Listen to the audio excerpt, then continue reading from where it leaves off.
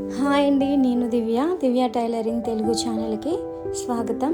ఇవాళ వీడియోలో dhoti pant cutting and stitching ఎలా చేసుకోవాలో ఈజీ మెథడ్లో ఎక్కడ స్కిప్ చేయకుండా చూడండి. 2 మీటర్స్ క్లాత్ని అయితే ఇచ్చారు. దాన్ని ఇలా కోన్ షేప్లో మడత వేసుకొని ఒక ఆది ప్యాంట్ తీసుకొని హిప్ బెల్ట్ దగ్గర నుంచి కాళ్ళ చివరి వరకు హైట్ ఎంత ఉన్నది అనేది కొలుచుకోవాలండి. వచ్చిన ఆ హైట్ మార్కింగ్ను ఈ కోన్ షేప్లో పెట్టుకున్నాం కదా, ఈ క్లాత్ మీద మార్కింగ్ చేసుకోవాలి. వీడియోలో చూపిస్తున్నట్లు వచ్చిన మార్కింగ్కి 1 ఇంచ్ కలుపుకొని మార్కింగ్ అయితే పెట్టాలి. ఇక్కడ 29 వచ్చింది. 1 ఇంచ్ యాడ్ చేసి 30 ఇంచెస్కి నేను మార్కింగ్ చేశాను. కాళ్ళ దగ్గర సేమ్ అదే మార్కింగ్ పెట్టుకొని ఒక మార్క్ అనేది చేసుకోవాలండి. క్రాస్ ఎంటివి రాకుండా, పైకి కిందికి వెళ్ళిపోకుండా కింద నేను మార్కింగ్ చేశాను. తర్వాత కిస్తా పొడవు కోసం ఒక 8 ఇంచెస్ మార్కింగ్ చేసుకుని 2 ఇంచెస్ డబ్బా షేప్ లాగా గీసుకొని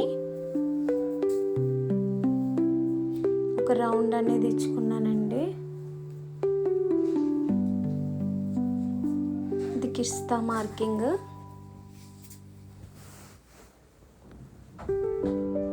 ఇక్కడ 2 ఇంచెస్కి మార్కింగ్ చేసుకుని రౌండ్ తిప్పి అక్కడి నుంచి ఫ్రిల్స్ అనేవి స్టార్ట్ అవుతాయి. తర్వాత కాలు పొడవు చూసుకోవాలండి. చేసుకున్న మార్కింగ్ ప్రకారం కట్ చేసుకోవాలి. అంతే, ప్యాంట్ కటింగ్ అయితే పూర్తయిందండి.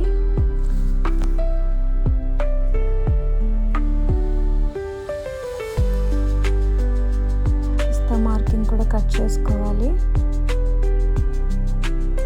హిప్ బెల్ట్ కోసం క్లాత్ ఇలా ఫోల్డింగ్ చేసుకొని ఎంత హైట్ అనేది వచ్చిందో చూసుకొని దానికి 2 ఇంచెస్ యాడ్ చేసుకొని నాడ ఎక్కించుకోవడం కోసం మార్కింగ్ చేసుకుని వీడియోలో చూపిస్తున్నట్లు కట్ చేసుకోండి. తర్వాత కాళ్ళకి 2 ఇంచెస్ మార్కింగ్ చేసి రౌండ్ కట్ చేసాం కదండి, అది ఫస్ట్ కుట్టుకోవాలి. స్టిఫ్గా ఉండడం కోసం ఒక 2 కుట్లు వేయండి. తర్వాత వచ్చేసి స్టార్టింగ్ పాయింట్ నుండి ప్రిల్స్ అనేటివి పెట్టుకోవాలి. అన్నీ కూడా ఒకే సైజులో ఉండేలాగా ప్రిల్స్ పెట్టుకుంటూ కుట్టుకోవాలండి.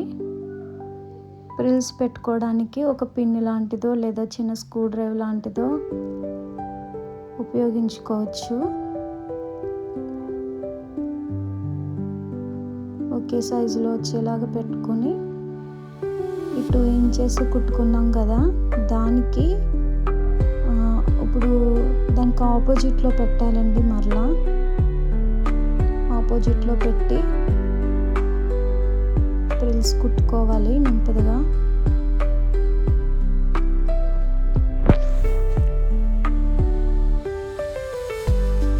అంతేనండి, అలా కుట్టుకుంటూ వెళ్తే కాళ్ళు అనేవి రెడీ అయిపోతాయి.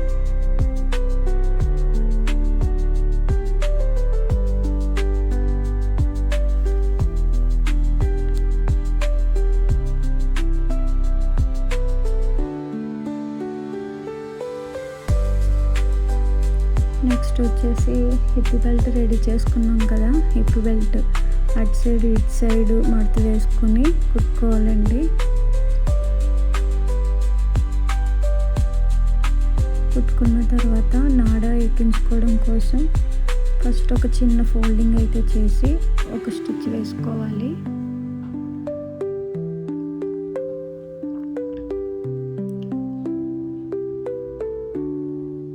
స్టిచ్ వేసుకున్న తర్వాత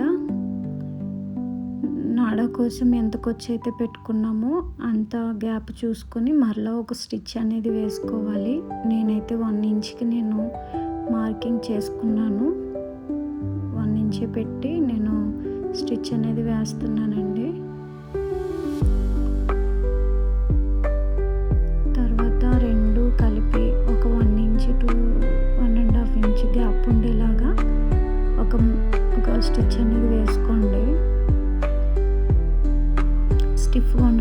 కోసం రెండో స్టిచ్ వేసుకుని ఇందాక కుట్టుకున్న ధోతి కాళ్ళు ఉన్నాయి కదండి, ఆ రెండు చూసుకుని కిస్తాలు జాయింట్ చేయాలి.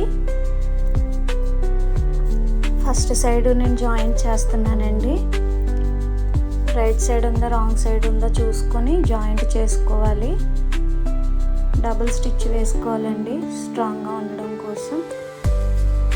ఇంకో వైపు కూడా సేమ్ అలానే కిస్తాలు అనేవి జాయింట్ చేసుకోవాలి.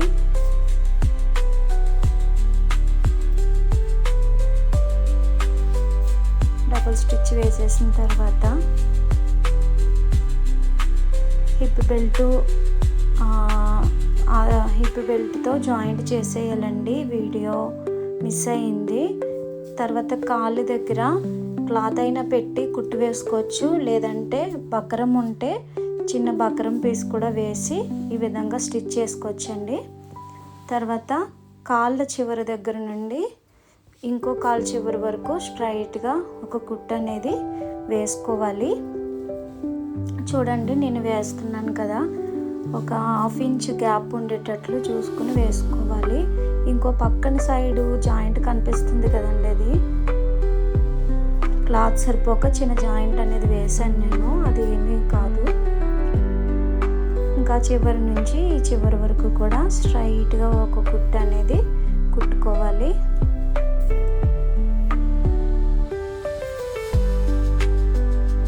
ఒక 1/2 ఇంచ్ వదులుకొని కుట్టు వేసుకోవాలండి. కొంచెం స్టిఫ్గా ఉండడం కోసం అదే కుట్టు మీద రెండవ కుట్టు కూడా వేసుకోండి. ప్యాంట్ రాని వాళ్ళు కూడా చాలా ఈజీగా అయితే కుట్టుకోవచ్చండి. అంతే, ధోతి ప్యాంట్ రెడీ అయిపోయిందండి. కటింగ్ అండ్ స్టిచ్చింగ్ మీకు నచ్చినట్లయితే లైక్ చేయండి. ఏదైనా అర్థం కాకపోతే కామెంట్లో చెప్పండి. ఇలాంటి వీడియోల కోసం మా ఛానల్ను సబ్స్క్రైబ్ చేసుకోండి. Thank you.